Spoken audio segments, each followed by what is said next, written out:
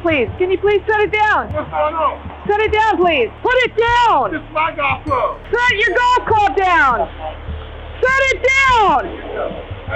Set it down. Welcome back to the LackLuster channel. On July 9th of 2014, William Wingate was taking a walk through Seattle. At 69 years old, he required a cane and opted to use a golf club during his daily walks. In dashcam video from that day, Officer Cynthia Whitlatch of the Seattle Police Department is seen pulling up to Mr. Wingate and ordering him to drop his golf club, claiming that he had earlier swung the golf club at her cruiser as she drove past him. Can you put that down, please? What?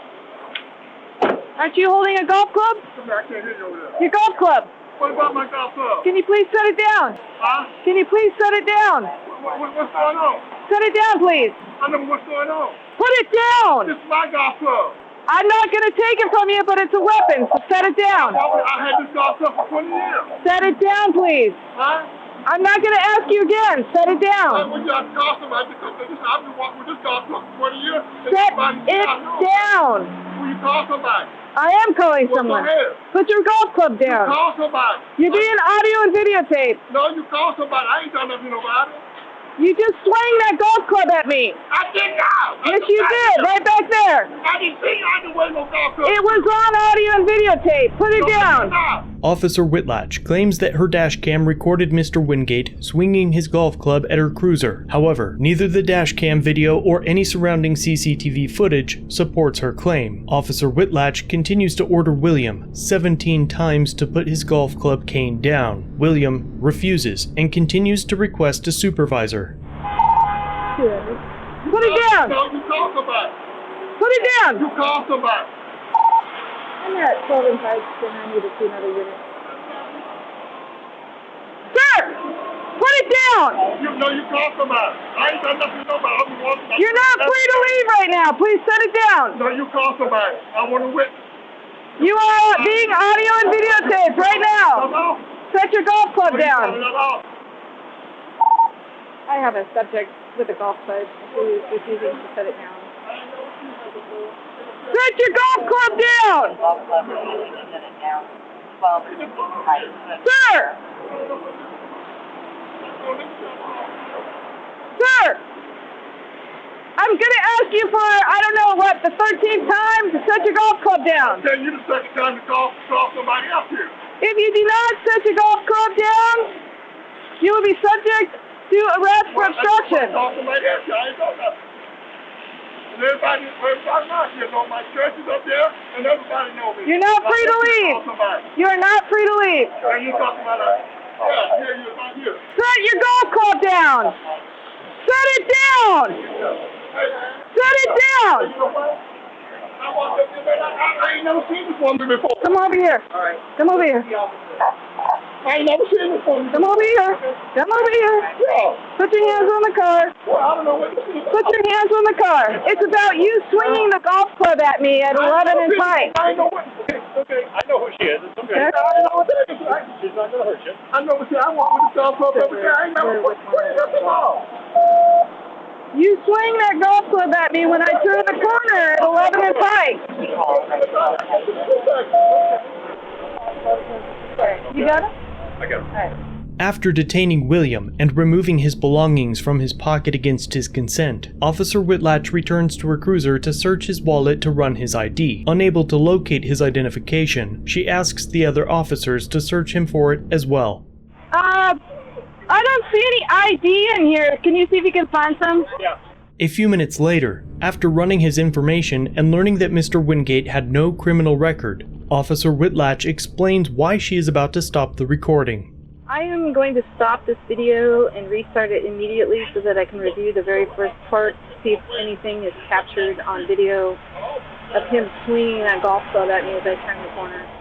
Finding nothing on the video, the officers decide to arrest Mr. Wingate anyway. First, they walk him down the street to the East Precinct to seek approval from a supervisor. Then, about 20 minutes later, the video resumes from the inside of the paddy wagon, where officers watched a handcuffed elderly man perform acrobatics to get into the prisoner holding area for transport to King County Jail. He said, well, because I left, I said, fuck, he said, well, we're going to release you about, and soon I come right back.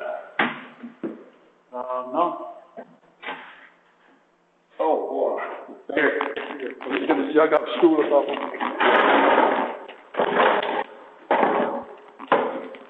Watch your head. It's actually better if you sit on this side, because when we get down to jail, the man lands so hard. And while you're back here, you're being audio and video recorded, okay? Do what now? You're being audio and video recorded while you're back here? Oh, no, did you say turn a certain way, did you say? No.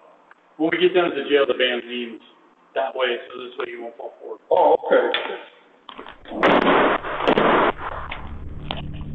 Mr. Wingate was charged with harassment and obstruction, with no evidence besides the mere possession of a golf club and Officer Whitlatch's testimony. After spending 30 hours in jail, prosecutors at the city attorney's office decided to file a misdemeanor charge of unlawful use of a weapon against him based on the SPD incident report, which claimed that Officer Whitlatch, quote, observed him look at her and aggressively swing his golf club in the direction of her patrol car, with no evidence of such, and following public outcry over the incident, the case was dismissed 2 months later. Not long after that, the SPD police chief returned Mr. Wingate's golf club to him and offered him an apology. Mr. Wingate eventually sued the department, and the Seattle taxpayers paid $1.3 million for their employee's mistake. Out of that amount, William was only awarded $325,000. $353,000 was paid to Seattle's defense attorneys, while $600,000 went to attorney's fees and costs to Wingate's lawyers and support staff.